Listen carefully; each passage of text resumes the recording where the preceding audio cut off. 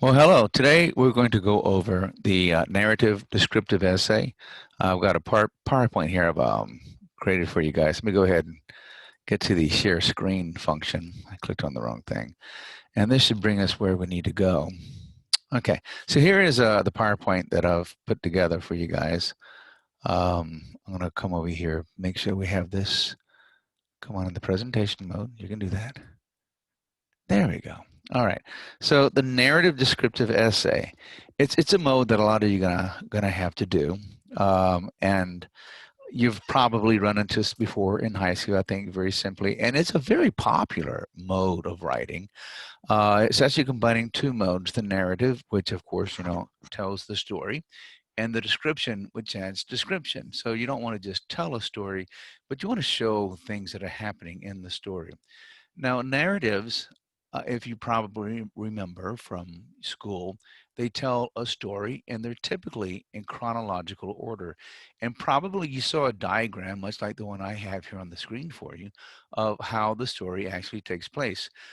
Excuse me. You have the introduction, which sets everything up and introduces people and the setting. And then you have this rising action as things get progressively more and more tense, I guess, until you reach the climax, the big explosion, whatever happens. Like in Star Wars, that'd be when they destroy the Death Star. Then you have the falling action where you're flying away from the Death Star and everybody's hugging, and then the final, the resolution, they're getting their medals and everybody, yay, you saved the universe kind of thing. So that's the classic pattern that you were probably taught back in grammar school, middle school, junior high, and high school. I mean, if you've taken any literature classes, you've seen this diagram before. Now, actually, it's not as simple as a smooth rising line, though. This pattern's probably a little bit more accurate because what you have are separate incidences that happen. This chart refers to them as complications that move the story along. So until ultimately, the final one is the big climax, and you have the denouement and the resolution at the end. So it's little individual things that happen along the way that really create the story. So that's why you're going to have to focus on something we call compression and expansion. Because not everything is relevant necessarily to the story.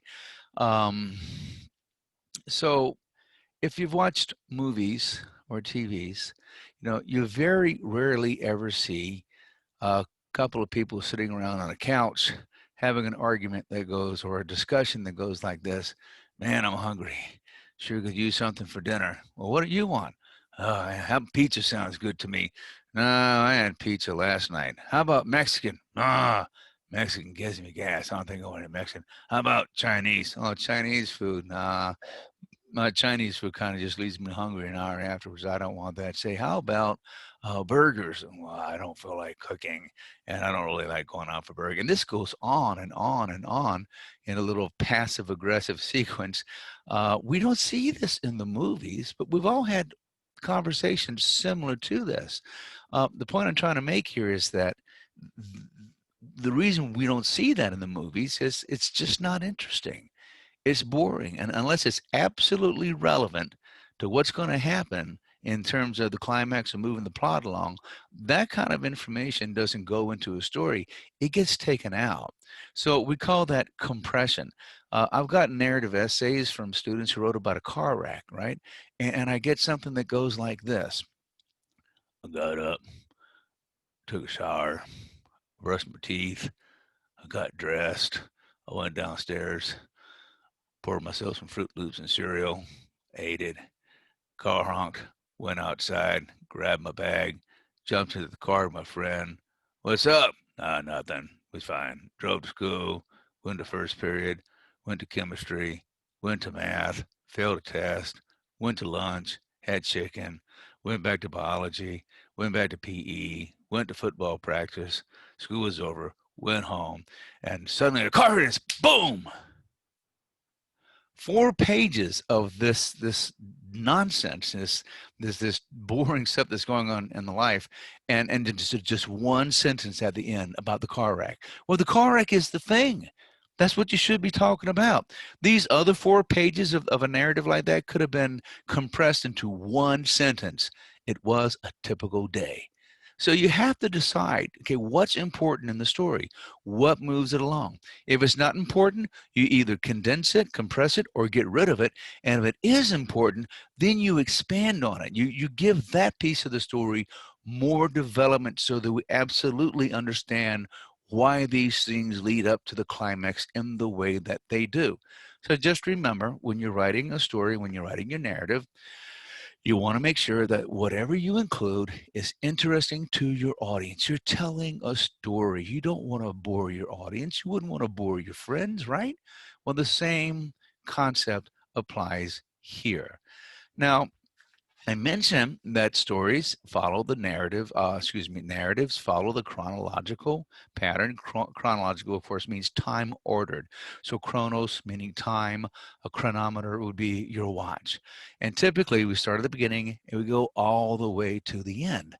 But you've seen movies, you've seen television shows that use something we call the flashback. When I was growing up, the big show was Kung Fu, which probably wouldn't even make it on the airwaves today.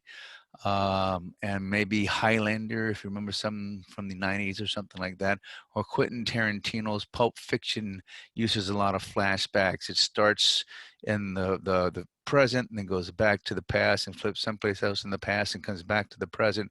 It goes back and forth. So when you're having a little trouble understanding what's going on in Pulp Fiction, the reason for that is because Quentin Tarantino deliberately plays with the time order. Well, you too can use a flashback.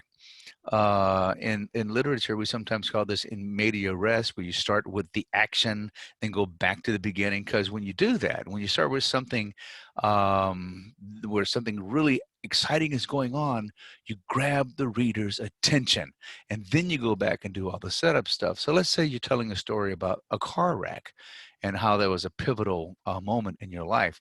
You can begin with the right before the wreck occurs, when you see the other vehicle coming, you step on the brakes, there's squealing tires, and you're bracing for the impact, and suddenly dot dot dot, you go back to the beginning.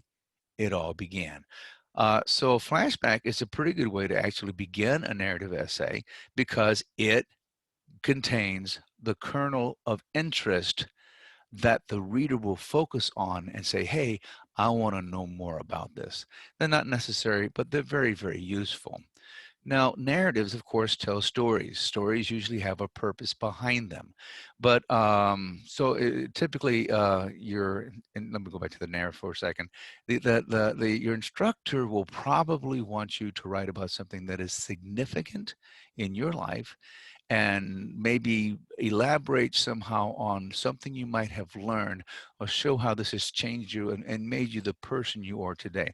So it's not just enough to tell the story, which is very interesting in and of itself, hopefully, but it also is important that we understand why this is important. And so you rely on your instructor to give you the specific information or the specific question that you're going to need to answer. But along with the narrative is the description. And it's very, very important that you remember to use description in your writing. We have 5 senses. Some people argue for more, but it's pretty much commonly understood. We have 5. So there's sight, hearing, taste, touch, and smell. Most people navigate their lives using sight. That's how we drive down the road. I mean, we don't get to the road by touching our way when we're driving. That doesn't work unless you're Ricky Bobby in Talladega Nights, where he's got the blindfold on. I really thought I could feel the road. Well, we don't drive that way, and that's why that scene was a little funny. Um, but sight is it's so when we ask for description from students, we almost always get visual, right? But you got 4 other senses, and what you want to do is, as much as humanly possible, use the other senses in there. Use, what does it sound like? What does it smell like? What does it taste like? Now we won't always use all of them, right? So if you're telling someone to meet another person at the airport, you're not going to say, "Look for the woman who smells like cherry vanilla." You know, you're not going to go around sniffing everybody, or look for the woman whose skin tastes like chocolate milk. You're not going to, if you go around licking people, you're going to get thrown in jail. It's just not going to happen. So you're going to get a visual description. Look for the woman wearing a plaid jacket with brown pants and maybe medium length blonde hair. That's what we're going to get.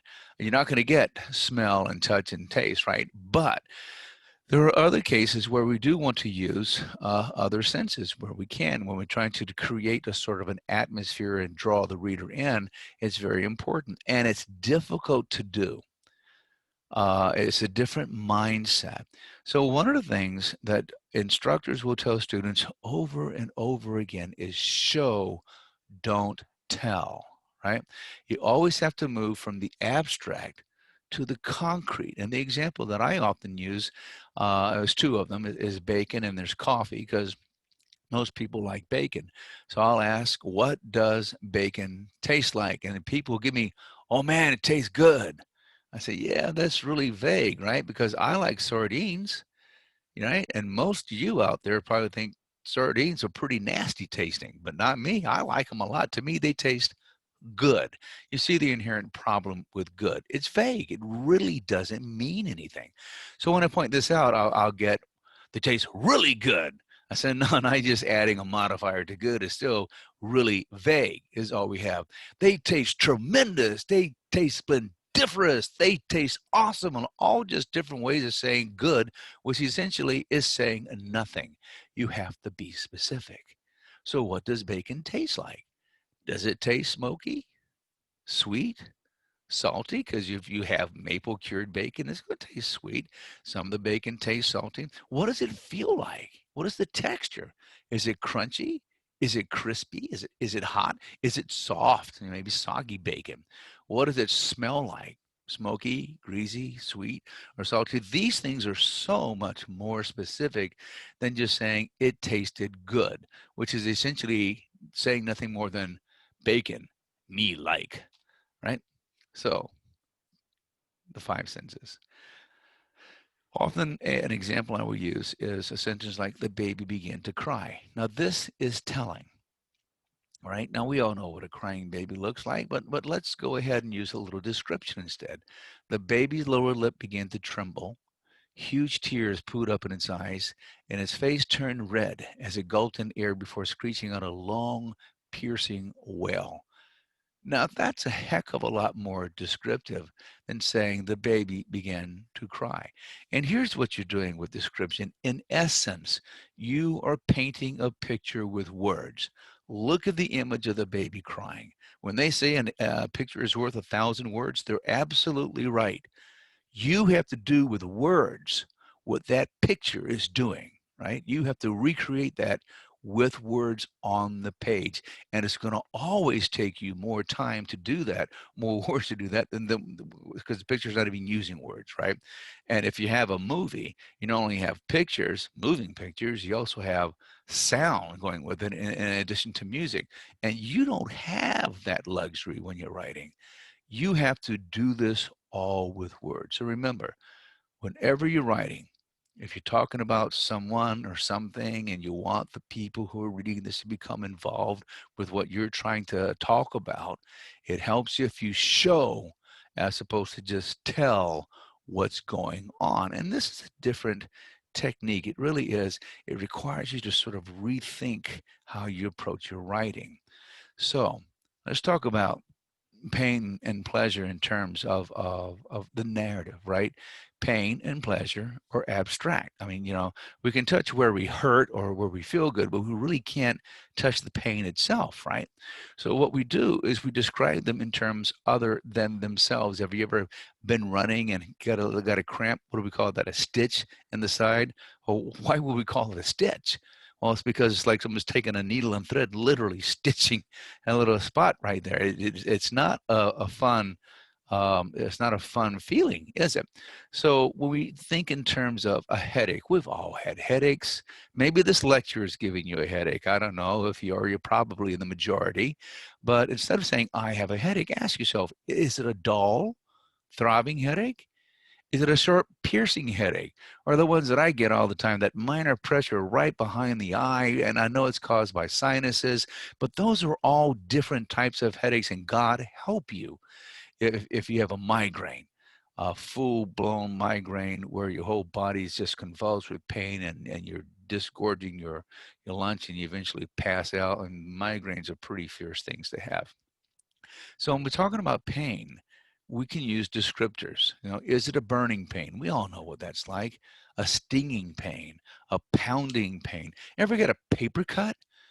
God, how could something so small hurt disproportionately out of all reason to the size of the cut? It's a little bitty cut. God help you if you get one on your tongue, right?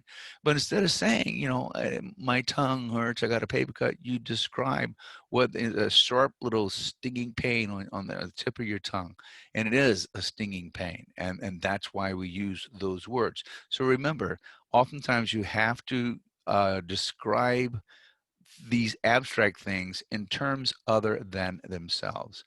Another very abstract thing we deal with is emotion. So you're writing this narrative in order to show some sort of epiphany, how this has changed your life. Well, there are going to be emotions in there. And again, we can't touch love, we can't touch hate, we can't touch sorrow, right? But we can show them, because strong emotions always, always, always elicit a strong physical response. So when people are happy, what do? They smile, they laugh, their eyes might shine, their voices sound lighter, even their posture will be straighter. Their body language is going to be loose and relaxed. They're going to walk with a spring in their step. So we can tell by looking at somebody, hey, that person must be happy. Why? Because we're reading everything about them. So instead of saying the person is happy, you show these things. Show the person is happy. Or fear, for example. If people are afraid, you know, your palms become sweaty, your heart rate beats faster. That's the adrenaline coursing through you. Your body's preparing for fight or flight. So basically, all the energy is being taken away from things like your digestive tract, right, and put into the big muscles and into the heart, to the lungs, so you can either fight something or run away very, very fast.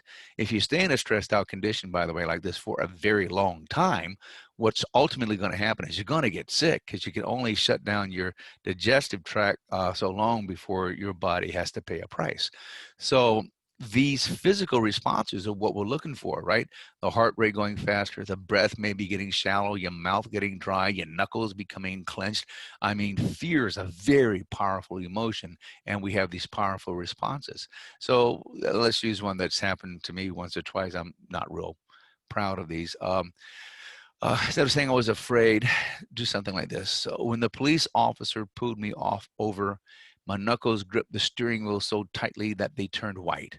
I was all thumbs when I fumbled through the glove compartment for my license and registration, and I could hardly talk because my mouth was so dry.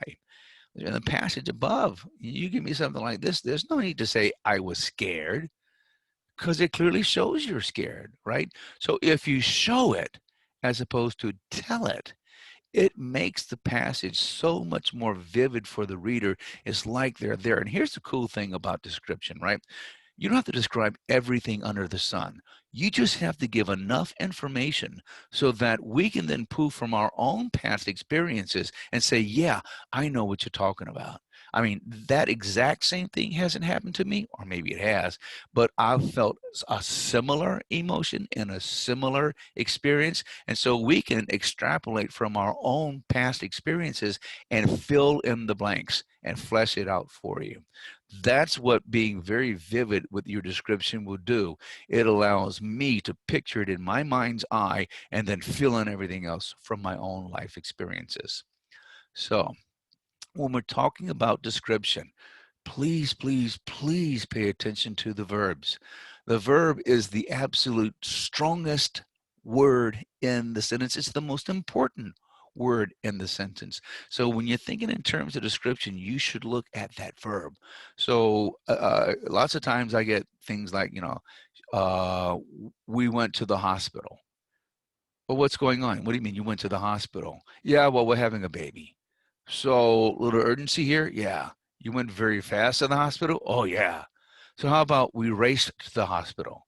We drove like a bat out of hell to the hospital. Now, probably want to use that one because it's cliche, but we zoomed to the hospital. You use verbs that indicate what's really going on. So, look at these sentences here. Sarah walked across the floor. That says nothing except we know that she's walking. We're telling, right?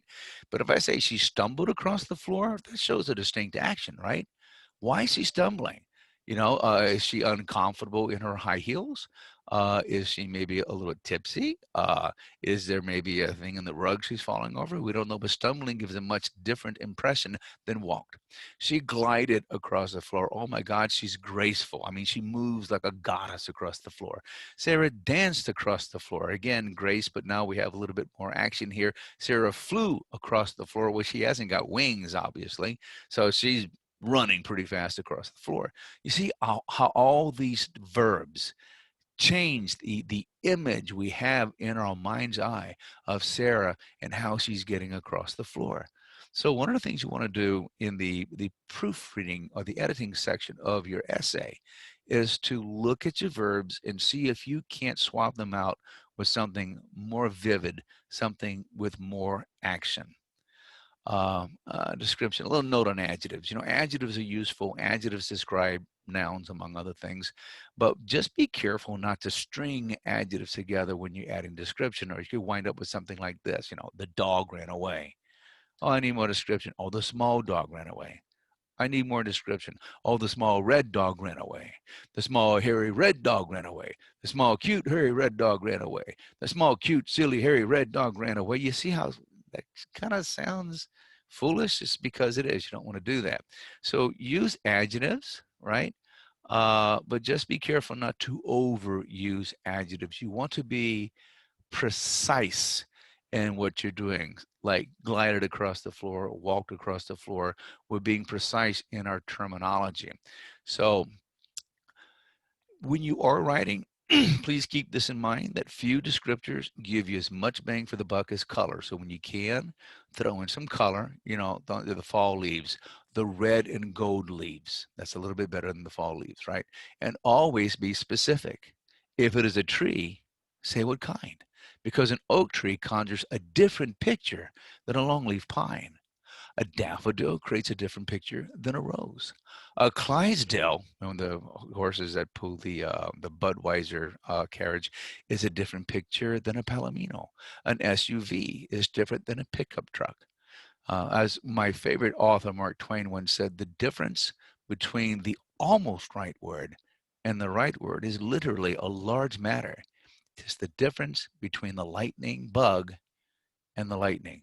So you see how that kind of works. And this concludes the presentation that I have. So I'm going to go ahead and stop the share and come back over here. I'm going to include in Moodle an exercise on description and a little quiz on narrative that you'll have to take. So please refer to this video as many times as you need to. In the meantime, that concludes our lecture on let's see where right here. Yes, concludes it. Thank you.